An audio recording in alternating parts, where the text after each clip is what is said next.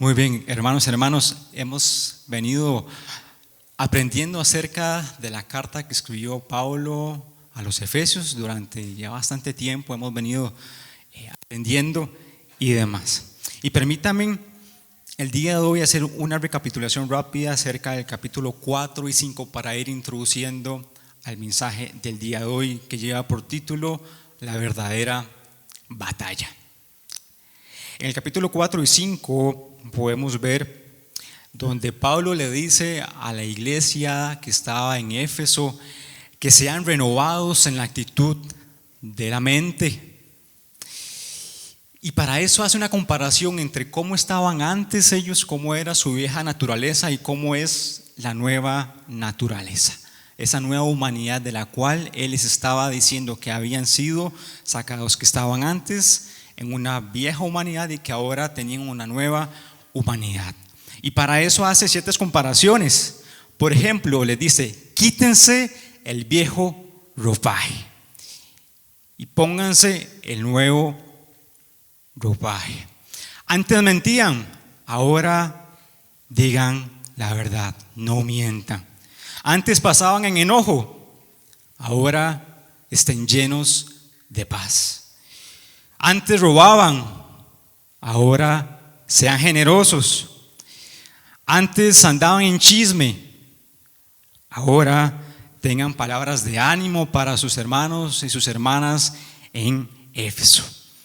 Antes tomaban la venganza por sus manos, antes tenían la venganza como una forma de actuar diariamente. Ahora perdonen a sus hermanos y a sus hermanas. Esta comparación les estaba diciendo que ya dejaran esos nuevos hábitos, esos viejos hábitos, y los reemplazaran, los cambiaran por nuevos hábitos. Además de eso, nos ilustra que debían ser sometidos unos a otros, y para eso utiliza el ejemplo de la esposa, donde dice que se someta a su esposo como el Señor. Y también que los esposos les demanda algo, ¿sí? ¿Qué les demanda? Que amen a sus esposas, así como Cristo amó a la iglesia y se entregó por ella para hacerla santa. Y en el capítulo 6 ejemplifica también la obediencia que tienen que tener los hijos hacia los padres, y también la integridad del corazón de los esclavos cuando realicen su trabajo para con los amos, que lo hagan como si fuera un trabajo hecho hacia el Señor. Y todo esto nos permite introducir el capítulo el capítulo 6 en el cual vamos a estar hoy. Así que vayamos por favor a Efesios 6:10. Efesios 6:10.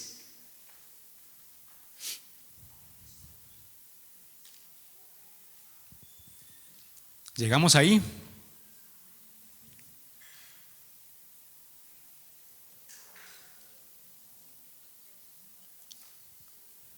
¿Listos y listas?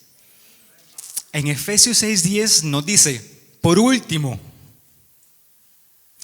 recordemos que ya estamos en las últimas de esta carta, ¿sí? Y entonces Pablo, después de todo eso que hemos venido recorriendo, les dice: por último, fortalezcanse con el gran poder del Señor. De los últimos mandatos que Pablo le da a la iglesia de Éfeso era que esa fortaleza sea y que provenga del Señor, ya que estaban en una ciudad donde sufrían y estaban en un entorno en el cual eran sujetos y veían comportamientos, hábitos de los cuales no habían sido enseñados ellos. Eran contrarios más bien al mensaje de salvación que les había llegado. Entonces, aquí Pablo les está diciendo: fortalezcanse. Y eso muy posiblemente tiene que ser porque ellos, algunos de ellos habían caído o estaban débiles. Entonces les estaba haciendo un llamado para que sean fortalecidos. Pero esta fortaleza no viene de ser humano, sino que ¿de dónde viene? Del gran poder del Señor. ¿sí? Ese bombardeo con el cual ellos convivían, recordemos que ellos estaban en una ciudad en la cual tenían prácticas que no iban o que iban contrarias al mensaje del Evangelio. Y toda esa cultura también podía tratar de infectar, tratar de permear cada uno de los miembros que formaban la iglesia de Éfeso. Entonces aquí Pablo le está diciendo: sean fortalecidos con el gran poder del Señor, porque Pablo sabía del entorno en el cual ellos estaban inmersos, y por eso les dice que se fortalezcan.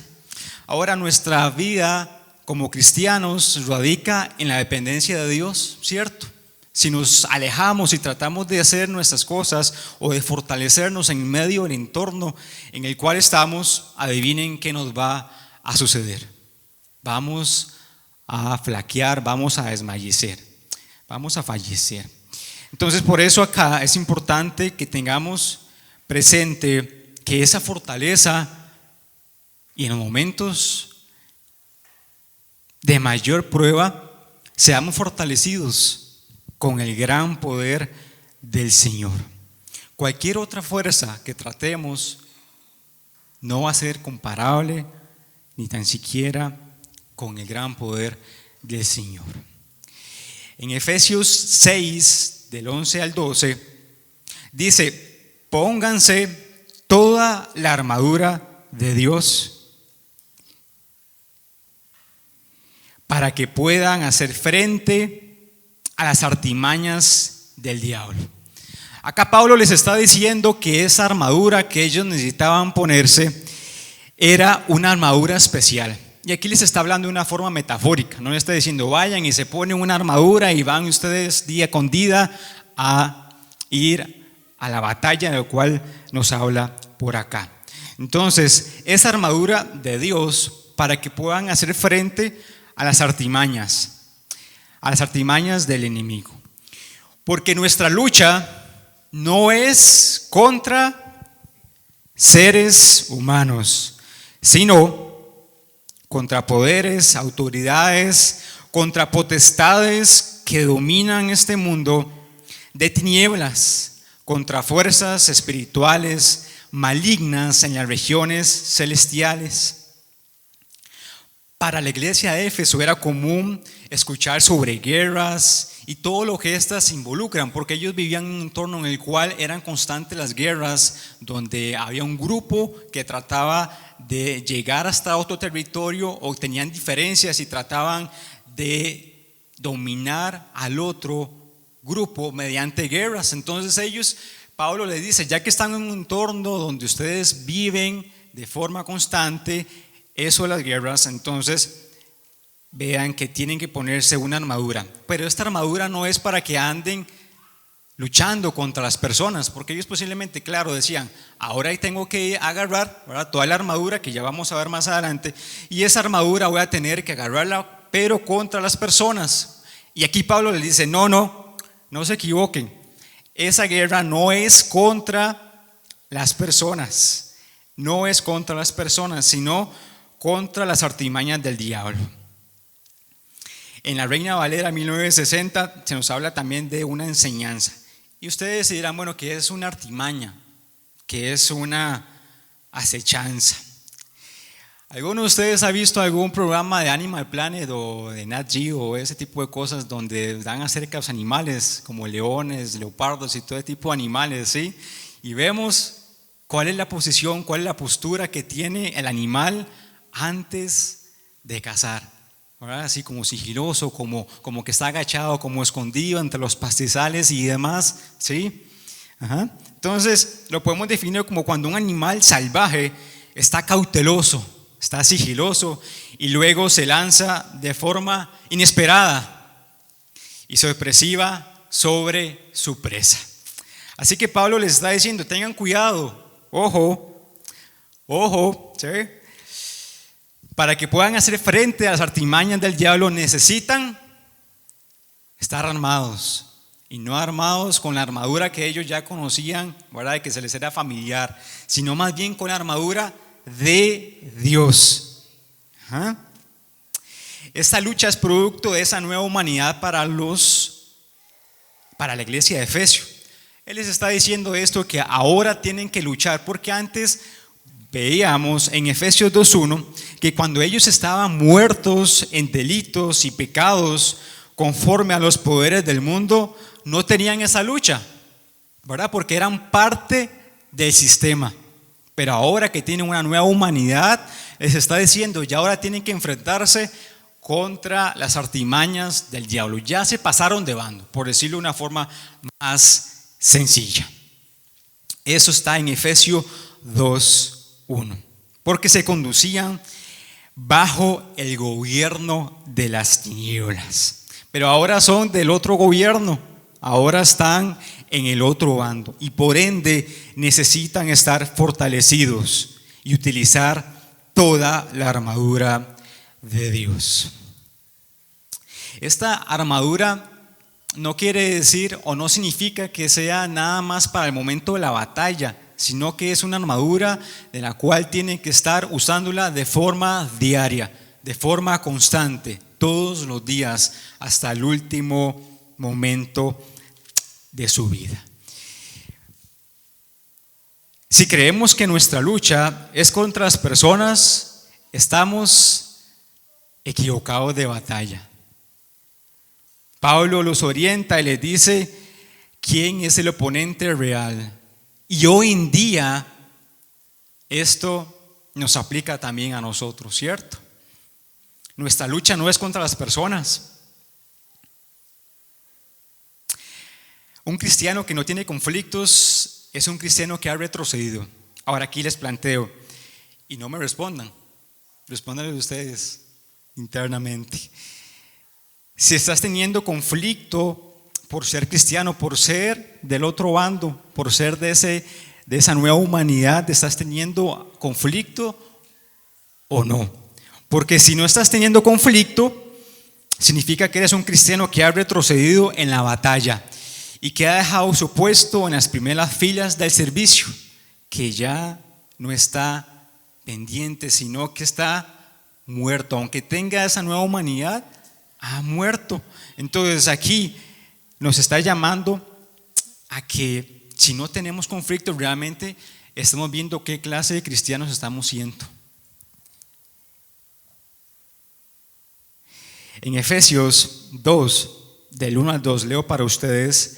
En otro tiempo ustedes estaban muertos en sus transgresiones y pecados, en los cuales andaban conforme a los poderes de este mundo.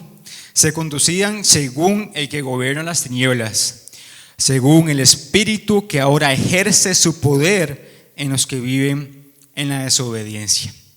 Pablo aclara que esta guerra no es contra personas, sino contra un enemigo diferente, que no es visible a los ojos. ¿Sí? Lo cual posiblemente no tenía mucho sentido para ellos, ¿cierto? Se imaginan que uno reciba una carta y le diga, ok, ustedes tienen que pelear, pero su guerra o su batalla no es contra el hermano o contra lo que usted puede ver. ¿Se imaginan? ¿Verdad? Qué extraño, ¿verdad? Entonces, acá Pablo les está diciendo que no es como las guerras que ellos están acostumbrados a ver y que no van a ser parte de estas guerras donde tienen que afilar el hacha física, el hacha o toda la armadura y demás física que ellos conocían, sino que esta era diferente. Y aquí nos va a indicar cuáles son esos oponentes. Veamos acá. Nos habla que son poderes, autoridades, potestades que dominan el mundo de las tinieblas. El propósito de Pablo es expresar la existencia del adversario. Sí, hay un adversario, ¿cierto? ¿Aló? Tenemos un adversario que no es contra el hermano o contra la hermana, sino contra poderes, contra autoridades. Ahora aquí Pablo no está diciendo porque él habla de autoridades y demás, sino lo que él quiere externarnos, expresarnos es que tenemos una batalla y que tenemos que estar listos, atentos para esa batalla. En otras palabras, que no estemos orinando fuera del balde.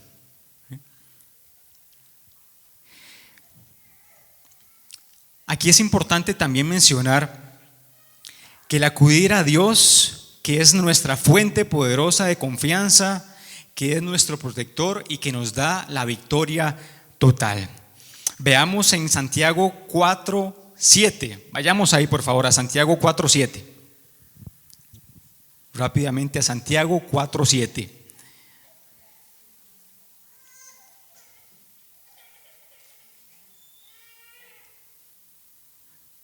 Dice, así que sométanse a Dios, resistan al diablo y él huirá de ustedes. Aquí la clave es someternos al Señor, amén. Someternos a Él y resistir y Él huirá. El diablo huirá de ustedes. Ahora, hoy en día ustedes se pueden preguntar, bueno, ¿cuáles son algunos de esos poderes, autoridades, fuerzas espirituales malignas de los cuales nosotros tenemos que estar atentos? Por ejemplo, aquellos movimientos que niegan el orden original, el diseño original de Dios para la familia. Creencias y estilos de vida que corrompen y engañan. Políticas malévolas, prácticas nacionales e internacionales que engañan y que destruyen y que van contra el diseño original de Dios para el ser humano, para la familia. Todo ese tipo de cosas son contra los cuales el día de hoy tenemos que estar atentos y se meten o se pueden meter si no estamos apercibidos en nuestra mente. Vemos en la televisión, en las redes sociales, en la radio o en cualquier otro medio cómo somos bombardeados por este montón de ideologías contrarias a todo el plan original que el Señor tiene para el ser humano. Nuestro enemigo más grande no es el mundo que vemos, sino el mundo que no podemos ver. Repito, nuestro enemigo más grande no es el mundo que vemos, no es lo físico, sino aquello que no podemos ver. Leo para ustedes 1 Juan 2 del 15 al 16. No amen al mundo ni nada de lo que hay en él. Si alguien ama al mundo, no tiene el amor del Padre. Porque nada de lo que hay en el mundo, los malos deseos del cuerpo, la codicia de los ojos y la arrogancia de la vida proviene del Padre, sino del mundo. Vayamos a Efesios 6:13, donde dice, por lo tanto, pónganse toda la armadura de Dios. Ahí no dice una parte, 3/4, solo una parte de la herramienta, no dice la armadura, sino es toda la armadura de Dios. ¿Para qué? Cuando llegue el día malo puedan resistir hasta el fin con firmeza. Acá Pablo les está advirtiendo que llegará el día malo. ¿A quién le gusta el día malo? A mí no me gusta. Y yo creo que a nadie, ¿verdad?, le gusta el día malo. Pero acá Pablo nos está diciendo que llegará, que no es optativo, que no es una opción de que, ay, sí, puedo irme como por este lado y no voy a pasar por ese día malo. No, sino que nos va a llegar. Y lo interesante y lo bueno es que nos está dando el antídoto o nos está dando las herramientas para ese día malo. Vean el amor de Dios para con nosotros, que nos está diciendo, hijos, hijas, llegará el día malo, va a llegar, pero usen la armadura de Dios. Nos está equipando, no nos dejó al aire, ¿verdad? No nos dejó desprovistos, sino que nos está diciendo cómo debemos de estar preparados para ese día malo.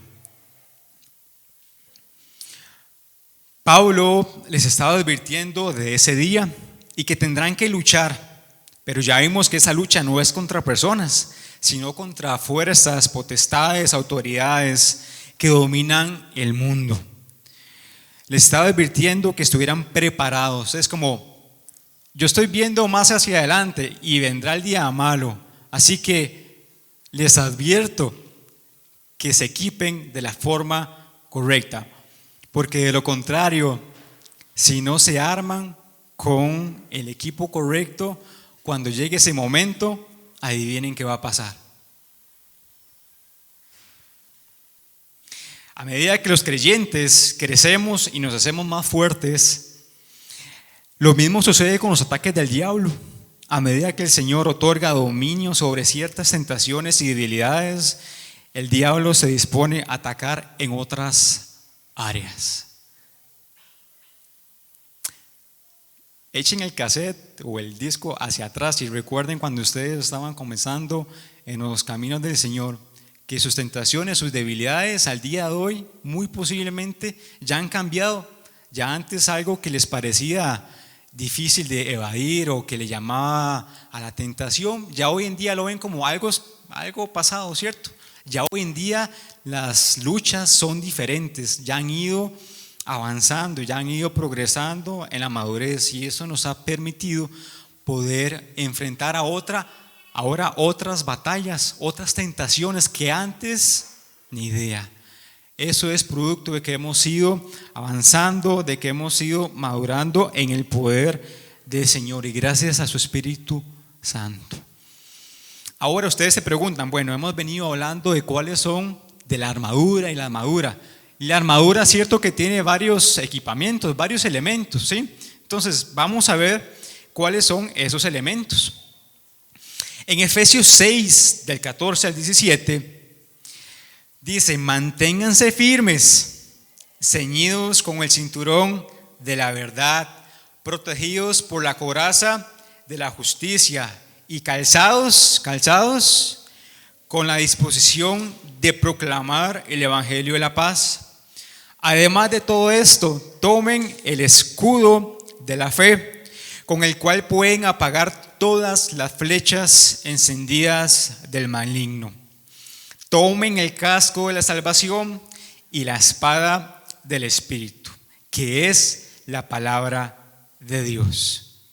Y vean qué interesante, porque comienzan en el versículo 14 diciendo: manténganse firmes, como una postura así. Ustedes han visto esas películas de guerras que hay mucho, ¿verdad? No sé, como 300 y cosas así, ¿verdad? Entonces ustedes ven como una postura de estar firmes, ¿verdad? No les está diciendo estén firmes y salgan a lo loco a atacar, no, estén firmes. ¿Estén firmes con qué? Con el cinturón de la verdad, protegidos por la coraza de la justicia, el calzado y además el escudo de la fe, y por último y no menos importante, la palabra de Dios, que es esa espada. Vamos desglosando cada uno de esos elementos, ¿sí? Comencemos por el primero, cinturón de la verdad. Imagínense un cinturón por acá, metámonos ahí en un rollo de esas películas. Entonces les dice el Señor: necesito que te pongas el cinturón de la verdad. Entonces ustedes llegan y se ponen un cinturón. Ahora, este cinturón que nos va a permitir, nos va a ayudar contra esas mentiras que el diablo envía y que no puedan penetrar a nuestro ser, a nuestra mente. Así, al igual que hoy, Pablo sabía que ellos estaban sujetos a mentiras de parte del diablo a la iglesia de Éfeso. Entonces les estaba diciendo: pónganse en el cinturón de la verdad para que todas aquellas mentiras que puedan ser enviadas contra ustedes estén firmes y no hagan nada contra ustedes, estas mentiras. Punto número 2, la coraza de justicia. La coraza es un elemento que protege el pecho y también la espalda del guerrero. Y esta justicia, les estaba diciendo que va a permitir combatir o estar firmes contra toda injusticia que ellos estaban experimentando, que podrían sufrir, ya que no compartían, ya que no vivían, ya que no eran como antes, sino que ese cambio en ellos estaba produciendo que tuvieran que ir a la batalla y que fueran ofendidos, entonces, con injusticias. Y leo para ustedes en Isaías 59:17: se pondrá la justicia como coraza y se cubrirá la cabeza con el casco de la salvación. Se vestirá con ropas de venganza y se envolverá en el manto de sus celos. Vemos cómo hace eco en el Antiguo Testamento, referenciado en Isaías 59, 17, donde nos llama también a ponernos la justicia como coraza, la cabeza con el casco de la salvación y con ropas de venganza, y se envolverá en el manto de sus celos. Punto número 3, el calzado. ¿Para qué? Para proclamar el evangelio de la paz. Acá Pablo les estaba diciendo que estuvieran equipados también para llevar las buenas nuevas de paz a las personas que no conocían del evangelio, que la iglesia de Éfeso sí había tenido acceso, pero que era importante también que estuvieran armados y que fueran a proclamar del evangelio de paz a aquellas personas que no conocían de este. Punto número 4, el escudo de la fe, que es un arma principalmente defensiva. Cuando vemos en las películas, vemos un escudo, ¿sí?, de metal, principalmente algún material fuerte, sólido, resistente, ¿verdad?, que ayuda a cubrir el cuerpo. Y tal como les sería útil para cubrir el evangelio del cual fueron instruidos, y para eso tenían la fe en la cual fueron enseñados. Ahora ahí les dice: tengan el escudo de la fe para que puedan resistir esas flechas del enemigo.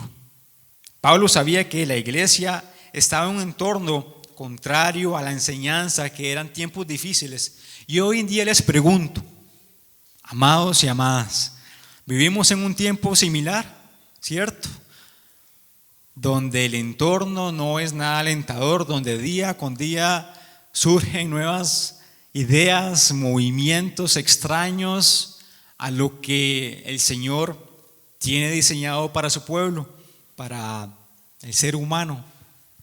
Y contra eso hoy nosotros tenemos que estar equipados también con el escudo de la fe, ejercer nuestra fe. De lo contrario, vamos a ser debilitados. Y por último, casco de la salvación, que es una prenda protectora usada para la cabeza y generalmente hecha de un metal o material resistente. Y leo para ustedes en Efesios 2:5, donde se nos dijo: nos dio vida con Cristo, aun cuando estábamos muertos en pecados. Por gracia, ustedes han sido salvados. Nos dio vida con Cristo, aun cuando estábamos muertos en pecados. Por gracia hemos sido salvados. En Isaías 59, 17 también se dice que se pondrá la justicia como coraza y se cubrirá la cabeza con el casco de la salvación. En 1 Tesalonicenses 5:8 dice: nosotros que somos del día, por el contrario, estemos siempre en nuestro sano juicio, protegidos por la coraza de la fe y del amor y por el casco de la esperanza de salvación. Y el último elemento de esta armadura de Dios es la espada del Espíritu, que es la palabra de Dios. Esta es la herramienta que se usa principalmente para atacar. Vemos que las otras 5 eran principalmente para defendernos, pero esta es la única herramienta donde podemos verla como un instrumento para poder atacar, para poder ofender. En Hebreos 4:12 dice que ciertamente la palabra de Dios es viva y poderosa, más cortante que cualquier espada de 2 filos, penetra hasta lo más profundo del alma y del espíritu, hasta la médula de los huesos, y juzga los pensamientos y las intenciones del corazón. Con todos estos elementos que hemos visto, con estos 6 elementos, les pregunto, ¿qué pasaría si un soldado es enviado por su general y le dice: soldado, usa toda la armadura. Pero el soldado cabezón dice: no, yo me la juego solo. Yo no necesito la armadura. Yo puedo ir a esa batalla y yo puedo ganarla por mis propios esfuerzos. ¿Qué pasaría?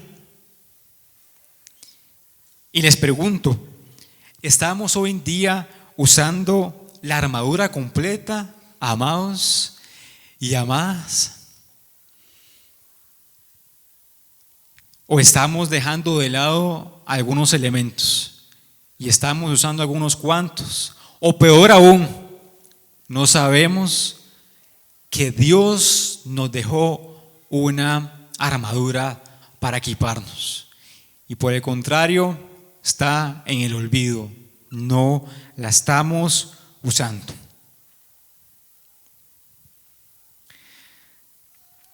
Y también es importante esa pregunta. ¿Qué pasaría si tenemos la armadura, pero no sabemos cómo usarla? Si tenemos todos esos elementos, pero no sabemos cómo utilizarlos. Todo aquello que no se utiliza, herramientas en este caso, que no utilizamos, ¿cierto o no? Cuando dejamos de utilizar un machete, en 2 momentos está todo rumbrado, ¿cierto? Se dañan y perdemos también la destreza para poder usarla porque no estamos ejerciendo, no estamos poniendo por obra, no estamos haciéndolo como un hábito, sino que en el día más bien, en el día de la batalla nos la ponemos y cuando pasamos ese momento, adiós la armadura y volvemos a andar desprotegidos. Pero aquí el Señor nos está mandando en su gran amor: hijos, vendrá el día malo. Cúbrase, protéjase. Acá todos los que tienen hijos e hijas, cierto que pasan velando por sus pollos. Dice: vea, lleve sombrilla, ¿no? Use paraguas, no haga tal cosa, ¿verdad? Porque podría ser que le pase tal y tal. Y nosotros como hijos, entonces, ¿ay, por qué no le dice caso, verdad? Así el Padre nos está hablando, que ese día malo llegará, pero que estemos protegidos. Además, en Efesios 6:18 les pidió Pablo a la iglesia de Éfeso que en todo momento oraran en el Espíritu con peticiones y ruegos, que estuvieran alerta y perseverando en oración por todos los santos. Oren en el Espíritu en todo momento. Ahí no dice cuando llegue el día malo, cuando llegue el día bueno, con peticiones y ruegos. Manténganse alerta y perseveren en oración por todos los santos. Cuando hablamos de santidad es algo apartado que el Señor ha separado del resto y ahí nos está hablando a nosotros. Y en Levítico 20, del 23 al 26, leo para ustedes rápidamente, donde dice: no vivan según las costumbres de las naciones que por amor a ustedes voy a expulsar, porque ellas hicieron todas estas cosas y yo las aborrecí. Pero a ustedes les digo: poseerán la tierra que perteneció a esas naciones, tierra donde abundan la leche y la miel. Yo mismo se la daré a ustedes como herencia. Yo soy el Señor su Dios, que los he distinguido entre las demás naciones. Por consiguiente, también ustedes deben distinguir entre los animales puros y los impuros, y entre las aves puras y las impuras. No se hagan detestables ustedes mismos por causa de animales, de aves o de cualquier alimaña que se arrastra por el suelo, pues yo se los he señalado como impuros. Sean ustedes santos, porque yo, el Señor, soy santo y los he distinguido entre las demás naciones para que sean míos. Así que Pablo los estaba instando para que se esforzaran en la oración, a través de la oración, a través de esta herramienta que el Señor nos ha dado, y de forma constante, no a ratitos, no como de vez en cuando o de mes en cuando o cada vez que hacemos el culto de ayuno, o más bien el tiempo de oración y ayuno, sino que en todo tiempo estemos orando con peticiones y ruegos por los santos y por las batallas que libramos, ¿cierto? Cada uno de nosotros.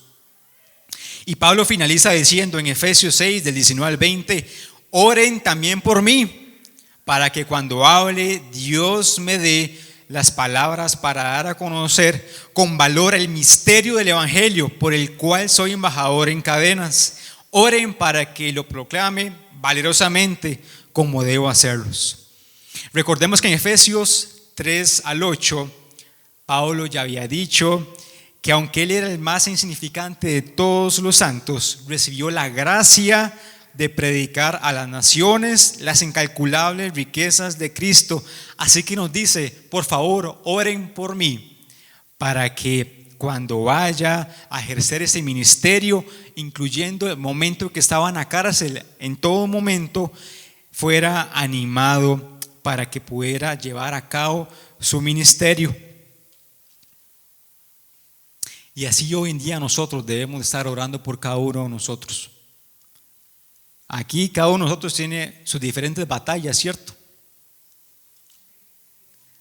Así que hoy en día también nosotros, parte de nuestra responsabilidad es orar los unos por los otros. Así como hicimos ahora en esos círculos, y también nos reunimos el pasado viernes mediante Zoom para poder reunir por cada una de las cargas de nosotros, de las batallas. Así Pablo les estaba diciendo a la iglesia de Éfeso, y por ende nos aplica al día de hoy. Las batallas de la iglesia con el diablo ya han sido ganadas. Amén.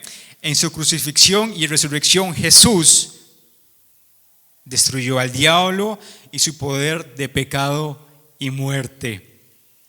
Así como la iglesia de Éfeso, hoy como cristianos debemos estar atentos, fortalecidos mediante el uso de la armadura de Dios para el momento de la batalla contra las artimañas del diablo, y estar orando en el Espíritu en todo momento, por todos los santos y por aquellos que proclaman el Evangelio, para que sea dado de forma correcta y no tergiversada.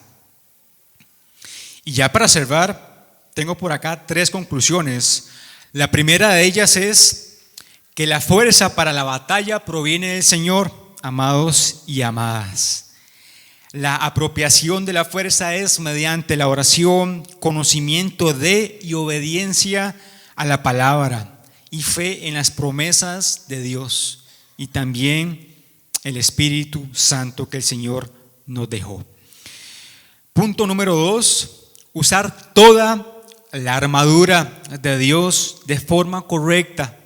Como creyente en Jesucristo, no solo somos hijos y siervos, sino también somos soldados. Y punto número 3, debemos de estar orando por los unos por los otros, por los ministerios de la iglesia, por todas las batallas también que conocemos en los ministerios de vértice, de mujeres, de los jóvenes y cada uno, ¿verdad?, que conforman esta iglesia.